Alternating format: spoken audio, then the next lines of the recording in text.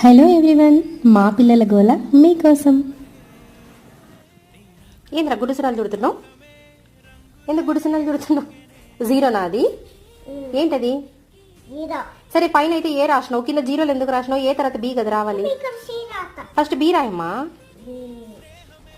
ఎట్లా B ఎట్లమ్మా? Standing line రెండు రెండు కర్వ్లు రాయాలి.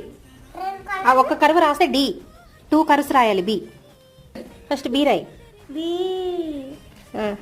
సి ఇట్లా.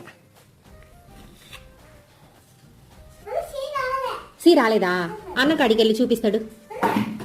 పెద్దడు సి అంటే చూపిమ్మా, తమ్ముడికి చూపిస్తావా? ఓకే, చూపి చూపి. అట్లా అనాలి సి. ఓకేనా?